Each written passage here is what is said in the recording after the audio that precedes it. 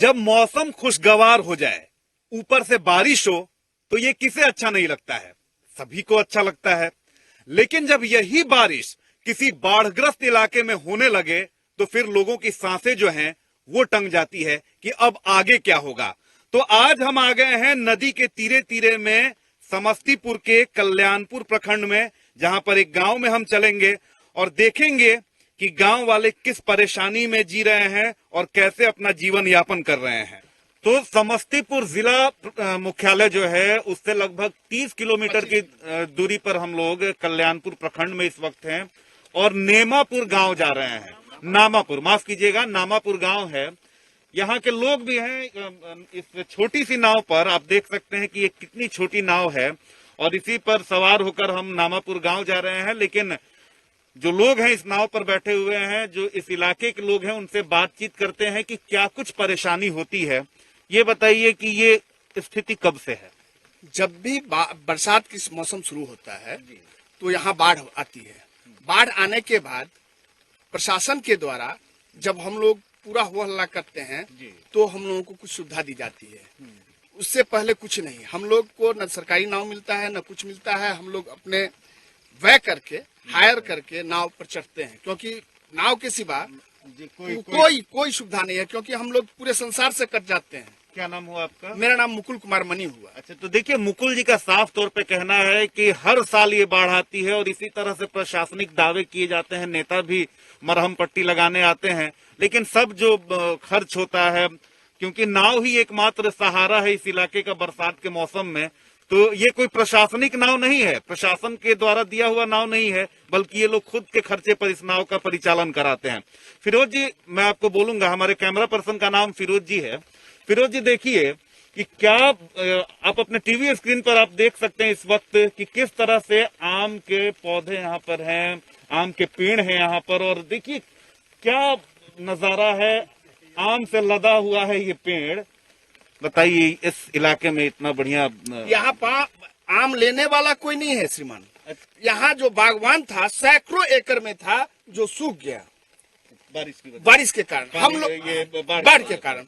और हम लोग बार बार सरकार से अनुग्रह और विनय किए कि सर यहाँ पर जो आप वाटरवेज बांधे हैं, जिसका हमारे अनुग्रह बाबू जो थे जनता पार्टी की गवर्नमेंट में, उसमें ये पास हुआ था एस्केप रेगुलेटर, और वो एस्केप रेगुलेटर के जगह पे हम लोगों को ये कौन सा आम है? थोड़ा आम पे भी हम लोग सुकुल। तो देखिए, ये सुकुल आम है, काफी मीठा होता है, ये भी आप खाए होंगे, काफी रसीला आम होता है।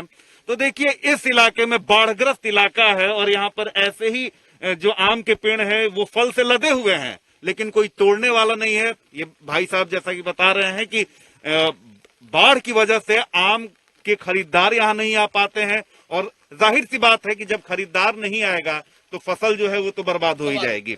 एक बाबा है, देखिए छोटी सी नाव है तो थोड़ा जर्क हो रहा होगा वीडियो, इसको आप लोग थोड़ा समझने की कोशिश करेंगे कि इसी पर हम लोग, मजबूरी है हमारी भी, क्योंकि इस छोटे से नाव पे ही चलना है उस गांव के अंदर। एक बाबा है यहाँ पर। बाबा थोड़ा आगे आ जाइएगा।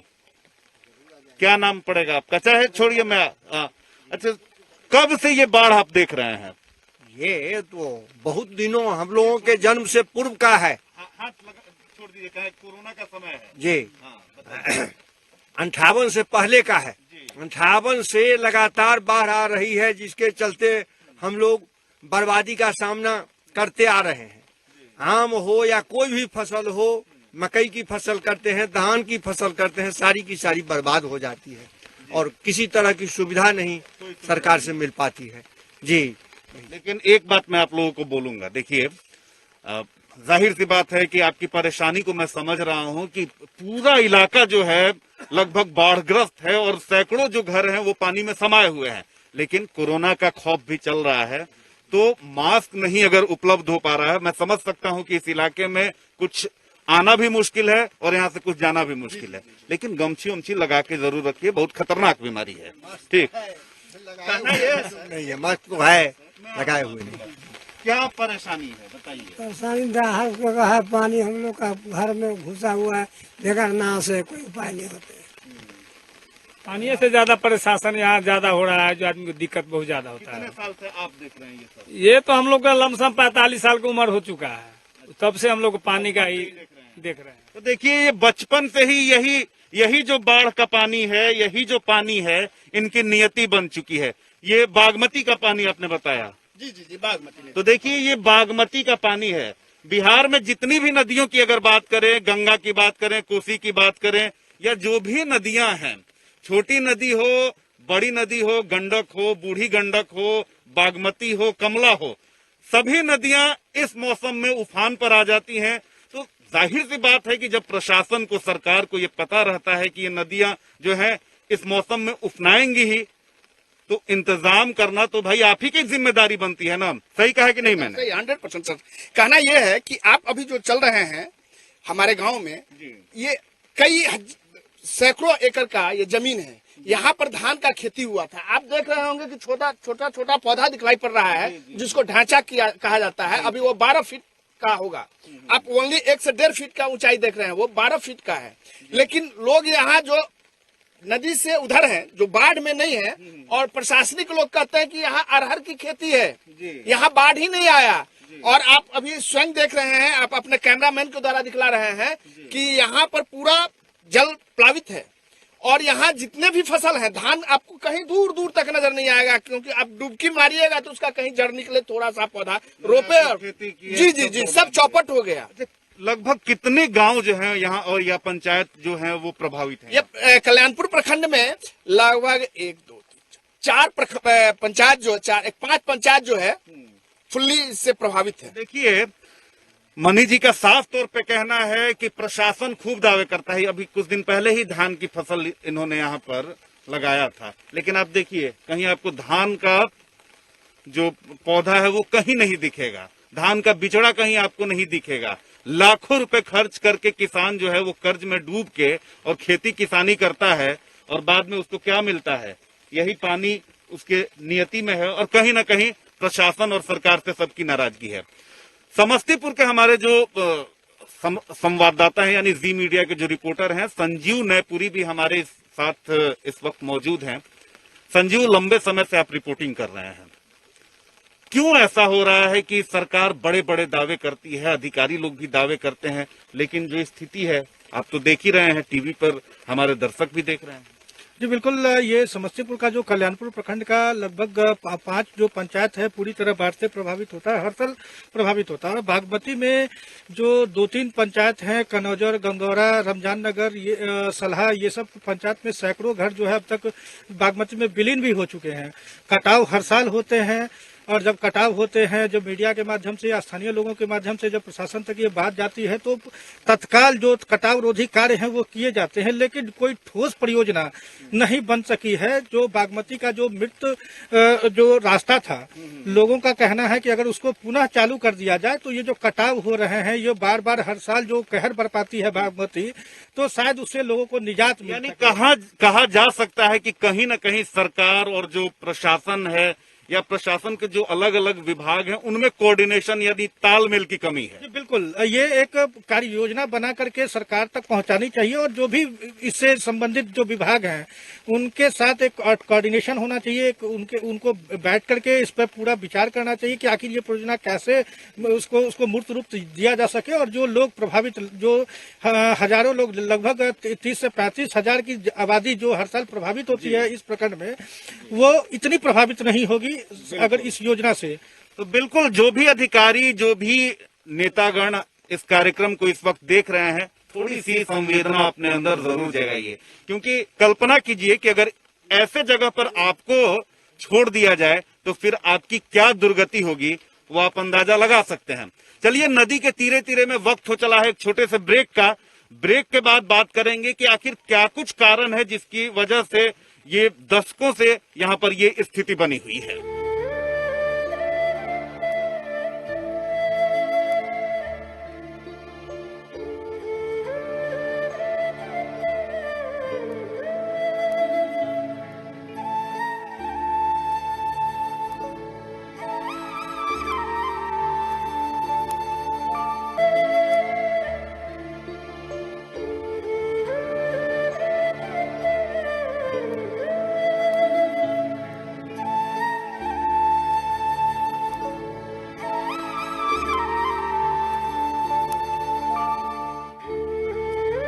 ब्रेक के बाद एक बार फिर से नदी के तीरे तीरे में आप सभी का स्वागत है। जैसा कि मैंने पहले ही कहा है कि समस्तीपुर के कल्याणपुर प्रखंड में है, हम एक गांव में जा रहे हैं और वहां से देखेंगे कि लोगों को क्या परेशानी है।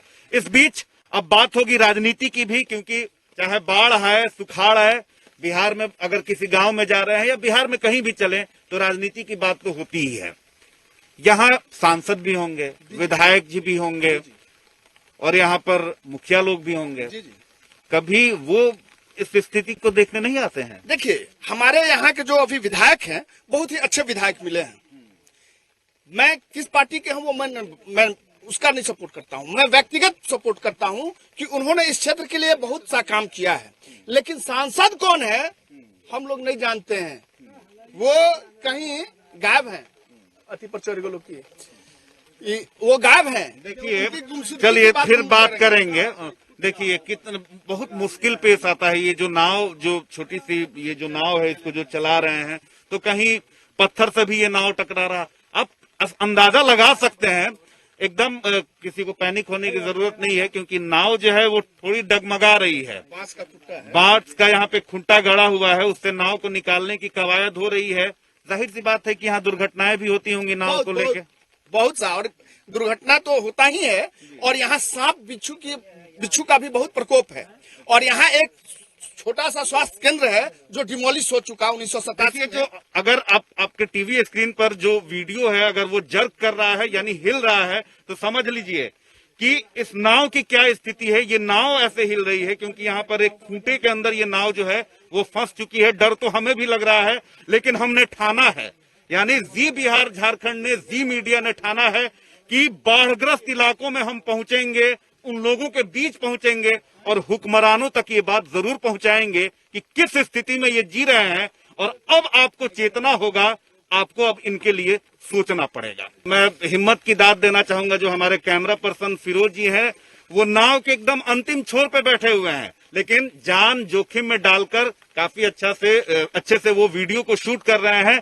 तो भाई एक अप्रिशिएशन तो बनता ही है। और लोगों से बात करते हैं। बाबा, आप तो काफी, कितना उम्र हुआ आपका? कितनी उम्र हो गई है आपकी? 71 साल हो गई। 71 साल। ये जो स्थिति है बचपन से ही आप देख रहे हैं। अच्छा, इन 71 सालों में बहुत सारी सरकारें आई, बहुत सारी सरकारें गईं, आपके इलाके की स्थिति क्यों नहीं सुधरी? कोई ऐसे नेता नहीं आए जो यहाँ देखते और आकर के हम लोगों से माने आमने सामने बात होती और इस पर ध्यान देते। हम लोग बुलाने की भी कोशिश किया तो नहीं। एक महेश्वर हजारी बेचारे बराबर आए हैं और वो देखे हैं, जिससे कुछ हम लोगों की को लाभ हुई है। बात मैं इस मुद्दे पर कहना चाहूंगा, एस्केप रेगुलेटर का डिमांड तो है ही। एक बात और है कि गवर्नमेंट जो हर नदी पे ओनली बांध बांधने का कार्यक्रम कर रही है वो अच्छी बात है, मैं उसका विरोध नहीं करता हूँ। लेकिन अगर नदी को सफाई किया जाए, नदी का सफाई किया जाए, तलहटी साफ की जाए और उसका सिल्ट निकाला जाए तो इतना भयावह स्थिति कभी नहीं आएगा। देखिए, बातचीत के ही क्रम में ये बात निकलकर सामने आई कि अगर जो नदियां हैं उनमें जो सिल्ट जमा हो जाता है, यानी आम भाषा में उसे गाद बोलते हैं, अगर गाद को साफ कर दिया जाएगा तो इस तरह की स्थिति नहीं आएगी। और नदियों को तो जोड़ने की बात चल रही है, लेकिन ये तो खैर सरकारों का काम है। लेकिन जब भी आपके सांसद और विधायक आए तो सवाल जरूर पूछिए। अब देखिए, बात यह है कि चुनाव तो होने की बात चल रही है कि भाई कोरोना के खौफ के बीच ही चुनाव कराया जाए। सरकार बोल रही है कि चुनाव कराएंगे, विपक्ष कह रहा है कि नहीं, अभी जरूरी नहीं है। आप लोग आ जाइए, थोड़ा आगे आ सकते हैं क्या? देखिए, थोड़ा आप लोग भी मेहनत जरूर कीजिएगा, क्योंकि बहुत छोटी सी नाव है, इस पर हम लोग बैठे हैं और ऊपर से बारिश हो रही है तो नाव में पानी भी भर जा रहा है और भाई जो हैं वो पानी निकाल कर बाहर कर रहे हैं। तो आप अंदाजा लगा सकते हैं कि कितनी कठिन परिस्थिति है और कितनी कठिन परिस्थिति में यहाँ के लोग जो हैं वो जीवन यापन करते हैं। ये नदी का पानी है कि ये ऐसे ही खेत खलिहान है? नहीं, ये नदी की पानी है। हाँ, और यह हर साल होता है। 1958 के बाद यहाँ बाढ़ आना शुरू हुआ। 1958 से पहले यह बाढ़ अभिशाप नहीं था, वरदान था। लोग कहते हैं, मैं तो उस समय था ही मैं आपके पास फिर आऊंगा। अच्छा, उठ के मैं थोड़ा उधर जा सकता हूँ, कोई दिक्कत तो नहीं है? चलिए, पूछना जरूरी है। जी जी, एकदम बैलेंस होकर मैं, देखिएगा बाबा आप थोड़ा ध्यान से रहिएगा। जी जी जी, यहाँ पे कुछ यूथ भी हैं, देखिए युवा लोग हैं आप लोग, ठीक है। क्या नाम हुआ आपका? चंदन कुमार राय। चंदन जी। जी जी, चंदन जी, ये बताइए कि ये कब से ये स्थिति देख रहे हैं? हम लोग 93 से देख रहे हैं। 93 से। जी सर। आपके सांसद होंगे, आपके विधायक होंगे, मुखिया होंगे, बात नहीं करते हैं? क्योंकि यूथ तो भाई सत्ता बदल देता है, बड़ी बड़ी सरकारों को हिला देता है यूथ। सत्ता तो हिला देता है, लेकिन सर ये दाढ़ बाट के इलाका में लोग आते नहीं है। जी जी, वोट मांगने के सिर्फ आएंगे, पैर पकड़ेंगे, वोट मांगेंगे, सिर्फ यहाँ का वोट चाहिए वोट। जब वो जीत कर गद्दी पर जाके बैठेंगे ना, उसके बाद यहाँ का रास्ता भूल जाएंगे, कौन कहाँ है, कहीं कुछ होने वाला नहीं है। तो जब पैर पकड़ते हैं तो क्यों पैर पकड़वाना अच्छा लगता उस है? समय इंसान मजबूर होता है ना, उस समय तो इंसान वोट के लिए मजबूर कर देता है ना। देखिए, इमोशनल होना सही है, लेकिन सिर्फ कि ये मेरे जाति का है, ये मेरे धर्म का है, इसलिए हम वोट कर दें, तो ये अच्छी बात नहीं है ना। सही बात सर। अच्छा, और क्या क्या परेशानी होती है, थोड़ा आप लोग खुल के बताइए ना, आप ही के लिए मैं आया हूँ। सर हम लोग का बाढ़ के लिए बहुत परेशानी है, सबसे बड़ा रोड के लिए परेशानी है, हम लोग परेशानी में झेल रहे आपके हैं। तो गांव में घरों में पानी भी घुस गया होगा, तो खैर आप लोग तो कैसे भी मैनेज कर लेते होंगे। जो घर की महिलाएं हैं उनके लिए कितनी परेशानी है? बहुत ज्यादा परेशानी है सर। उन लोग का टॉयलेट करने में दिक्कत होता है, इधर उधर जाने में दिक्कत होता है सर। खुल के बोलिए। देखिए, पटना से 150 किलोमीटर की दूरी तय करके मैं यहाँ पे आया हूँ, सिर्फ आपके लिए आया हूँ, तो बोलना आपका काम है। बताइए, शर्माइए नहीं यार। सही। क्या क्या परेशानी होती बताइए ना। सर बहुत चीज का परेशानी है, जैसे हम लोग का कहीं जाने उन्ने में गाड़ी का प्रॉब्लम होता है, साइकिलें ठीक से चला पाते हैं, कोई चीज जाने उन्ने खाना पीना वो सब कैसे हो पाता है? सर हम लोग का उस तरह से व्यवस्था होता है जो हम लोग जानते हैं, हर साल का एक पानी आता है सर।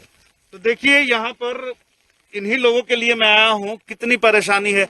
और बताइए, आपके घर में क्या क्या परेशानी होती है? यहाँ हम लोग का जो है ना, अभी खाने पीने का बहुत सारा समस्या है, सरकार के पास से कोई सहायता राशि नहीं मिलता। ठीक है, क्योंकि जब गांव में पानी भर गया, इलाके में पानी भर गया है, तो राशन रसद भी आपके घरों तक पहुंचने में मुश्किल होता और होगा। तो कहीं कुछ नहीं है, कहीं कुछ नहीं है, कहीं कुछ नहीं मिलता है। तो न सरकार की ओर से, न कोई प्रशासन की ओर से देखने तक भी नहीं आते हैं, कोई नहीं आता। कहीं कोई से कहीं नहीं आते हैं। फिर बाद में जब ये पानी खत्म हो तो सवाल आप लोग नहीं पूछते हैं कि भाई आप क्यों हमको छोड़ दिए? कब किसको पूछिएगा? जो यहाँ का सांसद आएंगे, सांसद से पूछेगा, मुखिया आएंगे, मुखिया से पूछेगा। तो लोग तो पैसा के चलते वोट खरीदते हैं, कुछ भी करते हैं। गद्दी सब तो अपने सीट के लिए मरते हैं, गद्दी के लिए मरते हैं। देखिए, यहाँ भी वही बात है कि नेताजी लोग सिर्फ आते हैं, वोट लेने के समय आएंगे, लेकिन उसके बाद काहे के लिए याद आए जनता, और काहे के लिए फिर जनता जनार्दन। नामापुर गांव है जो वो पूरे बाढ़ के पानी में, ये गांव जो है वो डूब चुका है, और यही जो नाव है, ये छोटी सी जो नाव है, यही इस गांव के लोगों का सहारा है। ये बताइए कि अगर खुदा न खास्ते कोई बीमार पड़ जाए इस वक्त आपके गांव में, तो कैसे इलाज करवाते? यहाँ से 25 किलोमीटर का दूरी तय करना पड़ेगा। इसी नाव से? जी जी, इस नाव से मान लीजिए कि यहाँ से तो 2-3 किलोमीटर चलना पड़ेगा, बांध जाना पड़ेगा, बांध से फिर हम कोई गाड़ी या कोई खटिए पे या टेम्पू पे यहाँ से ले जाएंगे जटमलपुर, और जटमलपुर में ही गाड़ी हम लोगों को पकड़ना पड़ेगा, और तब वहाँ से समस्तीपुर जाएंगे, और नहीं तो दरभंगा जाएंगे। राहत कार्य की भी बात खूब चलती है, सरकार अधिकारी खूब दावा करता है, लोग मुखिया जी लोग भी दावा आजकल कर रहे हैं कि हम लोग ये राहत पहुंचा रहे हैं, वो राहत पहुंचा रहे हैं। यहाँ तक तो नाव की व्यवस्था अभी तक नहीं है, जिसको जहाँ है उसी तरह से सामाजिक तरह से नए नाव से पार। राशन जो है वो भी आपके यहाँ नहीं पहुँच? नहीं, वो नहीं मिला है अभी। जो राशन के मिला था वो भी 2 महीना से नहीं मिला है राशन। देखिए, ये धान ये लोग लगाए थे, हजारों एकड़ में धान की फसल अभी लगी हुई थी, और देखिए ये बताइए, भाई साहब बता रहे हैं कि सबसे ऊंची जगह है, यहाँ पर धान की खेती इन्होंने की और लाखों का नुकसान हो गया। देखिए, सरकार मुआवजा तय करती है, मुआवजा मिलता है कि नहीं मिलता है ये हमें नहीं पता, लेकिन किसानों को कितनी पीड़ा होती होगी जब काफी मेहनत से वो फसल लगाते हैं इस उम्मीद में कि अगले साल फसल जो है वो तैयार होगी और उससे घर बार चलेगा, और जब फसल ऐसे डूब जाती होगी कितना दुख होता होगा, अंदाजा लगा सकते हैं आप। देखिए देखिए देखिए, यही धान है, और यह धान अगर होता तो हमारे बच्चे की भी पढ़ाई अच्छे स्कूल में करते। ये नहीं कि हम लोग कहते कि सरकारी स्कूल में चले जाओ और मध्याह्न भोजन खाओ। यहाँ स्कूल की पढ़ाई जो है वो पढ़ाई नहीं है, मध्याह्न भोजन है। और ये आप ध्यान देखिए, तो जो भी इस वक्त हुक्मरान, जो भी इस इलाके के सांसद हैं, विधायक हैं, मुखिया हैं, जनप्रतिनिधि हैं, अधिकारी हैं, भाई थोड़ी संवेदना अपने अंदर लाइए। कौन है सांसद आपके, पहले ये बताइए। हमारे सांसद प्रिंस जी हैं, अभी रामचंद्र जी के लड़के हैं। दोनों बाप्ते में कोई नहीं घूम करके आए। इलेक्शन के समय में आए, चेहरा दिखा दिया, चले गए। फिर वोट क्यों करते हैं आप लोग? वोट तो हम बहिष्कार किया था अपने यहाँ से जी, और फिर बहिष्कार करेंगे। चलिए, आप लोग थोड़ा अगर आगे आ सकते हैं, क्योंकि मजबूरी है। अच्छा, ये छोड़िए, मैं ही आ जाता हूँ, आप इधर बैठिए। हाँ, इस बार मौका है आप लोगों के लिए, क्योंकि चुनाव हो सकता है या थोड़ा डिले हो। क्या हिसाब करेंगे? सवाल पूछेंगे जो आएंगे आपके विधायक जी। पहले तो बताइए कि विधायक यहाँ के कौन है? यहाँ के विधायक महेश्वर हजारी। किस पार्टी से है? तो देखिए, महेश्वर हजारी बिहार सरकार में मंत्री भी हैं। आते हैं विधायक जी कभी? यहाँ आते हैं। तो ये स्थिति है, आप लोग ही कह रहे हैं कि नहीं, काम नहीं हो रहा है। विधायक जी ने काम किया है कि नहीं? विधायक जी काम किए। यहाँ पर ये एक घर है, पानी से घिरा हुआ है। कैसे यहाँ के लोग जीवन गुजर बसर करते होंगे, आप अंदाजा लगा सकते हैं। इन्हीं के नाम पे खूब राजनीति होती है, खूब राजनीति होती है कि जितने भी नेता हैं सब गरीबों के मसीहा ही बनते हैं, सब हितैषी बनने का दावा करते हैं। लेकिन जब आप ग्राउंड जीरो पर आएंगे और रियलिटी देखेंगे तो तस्वीर कुछ और होती है, कहानी कुछ और होती है। नामापुर गांव हम लोग चल रहे हैं। अगले एपिसोड में नामापुर गांव की आपको कहानी दिखाएंगे, क्योंकि काफी समय हो चुका है। बहुत सारे लोगों से इस छोटे से नाव पे हमने बात की, समस्याएं जस की तस बनी हुई है। लेकिन जरूरत है, अब जागने का समय आ चुका है, जनता के जागने का समय आ चुका है। और जो हुक्मरान जो बैठे हुए हैं, कहीं दूर बैठे हुए हैं, जो यहाँ के सांसद हैं, जो यहाँ के विधायक हैं, जनप्रतिनिधि हैं और जो अधिकारी हैं, थोड़ी संवेदना अपने अंदर जरूर लाइए। क्योंकि बार बार मैं ये कह रहा हूं कि अगर इस स्थिति में, इस परिस्थिति में अगर आपको छोड़ दिया जाए तो फिर आपकी क्या दुर्दशा होगी, आप कल्पना कीजिए। तो आज नदी के तीरे तीरे में बस इतना ही। लेकिन अगले एपिसोड में इसी नेमापुर गांव में हम चलेंगे और देखेंगे कि गांव की स्थिति क्या है। नमस्कार।